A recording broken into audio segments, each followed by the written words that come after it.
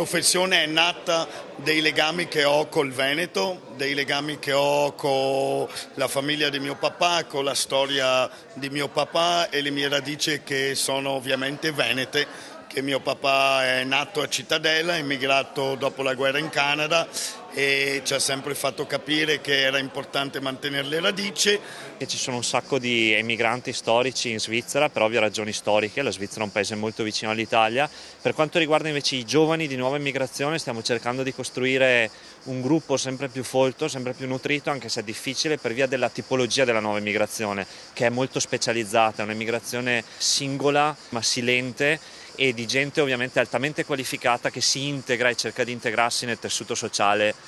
In Argentina la presenza dei veneti è grandissima, noi abbiamo in quasi tutte le province associazioni venete delle diverse province, quelli che sono venuti in tutte e tre migrazioni e noi procuriamo di mantenere i giovani dentro le nostre associazioni per fargli delle attività e mantenere il legame con la nostra patria d'origine. Siamo abbastanza un'immigrazione giovanile, io sono della prima generazione, non abbiamo tanti di terza o quarta generazione.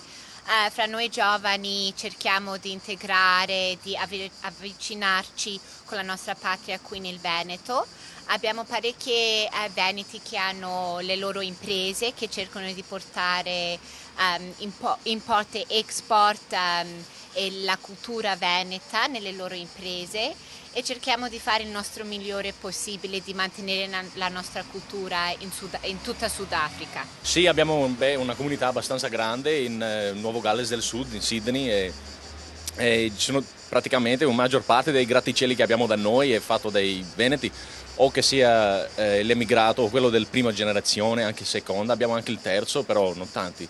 E adesso abbiamo i nuovi immigrati che vengono dal Veneto e cerchiamo di mettere insieme tutti i giovani veneti, o che sia quelli che è venuto da fare un stage formativo di recente o quelli che sono i figli o i nipoti dell'emigrato originale.